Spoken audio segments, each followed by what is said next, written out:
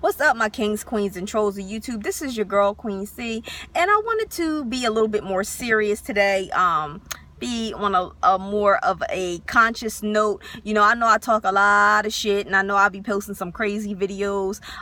Recently I posted a video, about the Obama babies, in reference to some young girls that had some issues with my daughter, and they was, I guess, contemplating on wanting to fight my daughter and all that kind of stuff. But I wanted to take it to a serious level because this is really a problem out here, and I'm hoping, I know that none of these young girls are going to just click on this video because ignorance is bliss, and they'd rather, not hear how ignorant their behavior is so that they can continue to do it and justify the way that they, handle themselves and carry themselves and stuff like that. So what I'm hoping is some of my kings and queens out there, you sit your daughters down and you let them watch the video, you share the video for, your friends and family and other people, to watch it, because we really need to reach out to our youth and start getting them to, behave better and be more respectable. So I'm going to jump right on into it. You young girls out there, you getting mad and you creating beef with your fellow sisters over these knuckleheads, or because you don't like the way somebody looks, or because you just plain out don't like them for whatever reason it is. And as adults, we always run into people, work with people, and see people that we don't like. But there are certain ways that you handle that. You either are cordial, you ignore them, or you keep it moving. You know what I mean? But you don't fight everybody that you don't like. You don't fight everybody that you have a problem with. You don't argue with everybody that you don't like, and you don't argue with everybody that you have a problem with. You don't jump people, because as adults, when you do stuff like that, there's serious consequences. You get arrested, you get a record, you can lose your job. It's a whole bunch of things. Or you may not even be able to get a job, because jobs don't like hiring violent people. Okay, jobs don't like hiring people with criminal records. You know what I mean? So what you need to do is you need to start thinking about your future as you get older. Once you're in high school and stuff like that, high school is preparing you to get out into the real world, get a job, get a career, and build from there. That's what it's to do. It's not for you to go to school to see what boys you can get, or see who you can beat up, to see how you could be known for fighting, to build this reputation that's not worth it. That's not what high school is for. And what you young ladies don't realize is young males in high school, they are going through puberty. Their hormones are ruling them. They are interested in getting in whoever's draws they can get in. So therefore, they're going to tell you whatever you want to hear, anything sweet enough to talk you out of your panties. And guess what? They're going to tell the next girl that, and the next girl, and they're going to keep telling girls whatever they want to hear, whatever that makes them feel good, until they get in them draws. And once they get in them draws a couple times, they're going to lose interest in you, because you're not offering anything else. You're not offering anything else, because they're not going to be concerned about what type of woman you are. Why? Because you're not a woman yet. They're not going to be concerned about what your goals are and what your plans are for the future. Why? Because you're still in high school. So you're giving all these things to these young boys and investing all this, love, care, and concern and consideration into these young boys, and all they're doing is thinking with their hormones. That's why you're supposed to be saving yourself for marriage. You know what I mean? Because marriage is when somebody gives you a commitment, and that means their mind is mature. Well, it's supposed to mean that their mind is mature enough to be able to be with one woman, to be satisfied with one woman, because at that point, a man knows the difference between having sex and making love to his wife.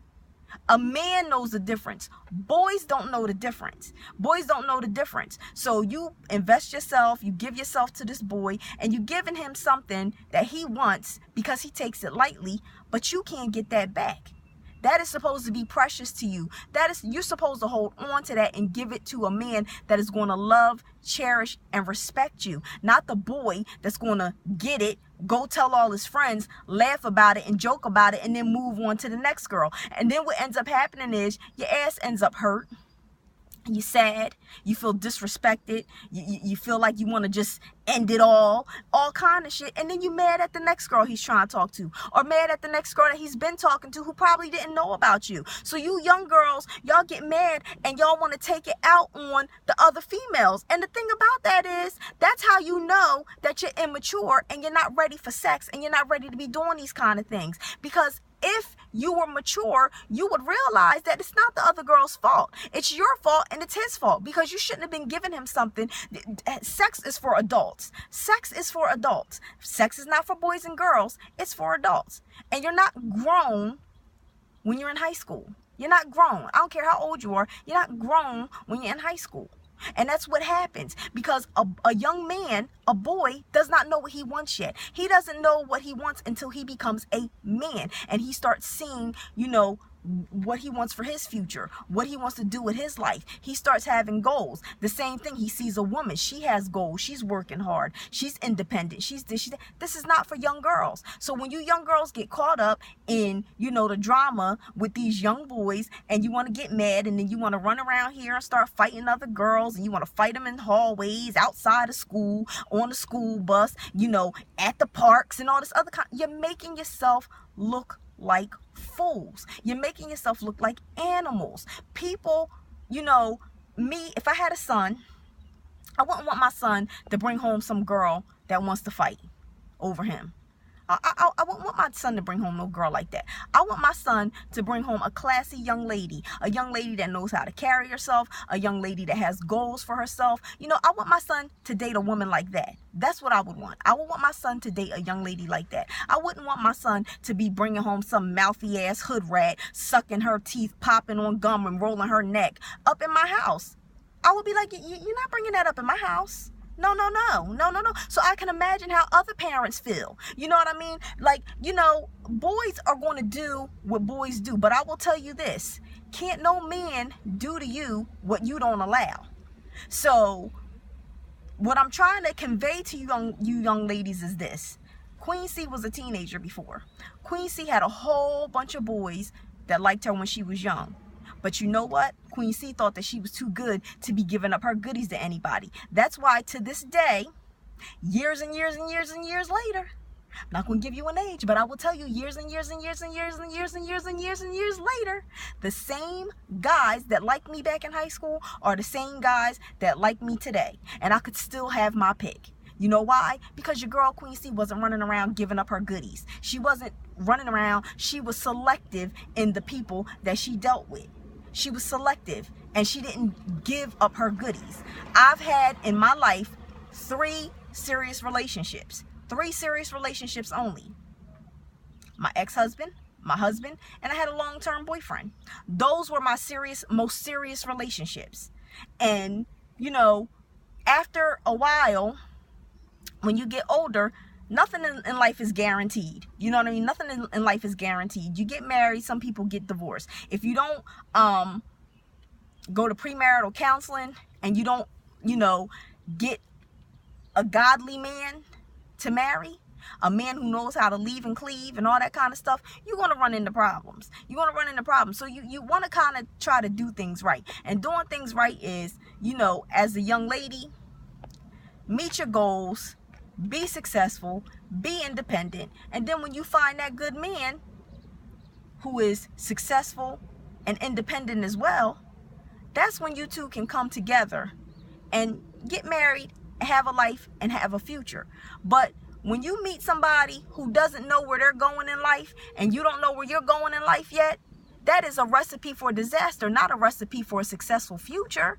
So hold on to your goodies. Stop running around here wanting to fight, and being all loud and obnoxious, trying to draw attention to yourself. Because contrary to what you believe, honey, negative attention is not good attention. Okay, you don't, any attention is not always good attention. You want to stop drawing negative energy towards yourself and negative attention towards yourself. If you're running around here, you're fucking everybody, you're loud, you're obnoxious, you always up in somebody's face, you always ready to fight, you walking on your phone, you're yelling loud, you cussing, and you're acting like fools. I'm telling you, the people around you are looking at you like you are a roach. They're looking at you like you are a roach. And people do not want roaches coming to their house. They don't want roaches coming to their communities, their neighborhoods. They don't want to be around roaches. They actually move away to try to get away from roaches. And that's exactly what you look like. That's the aura that you're bringing with you. You are being a roach.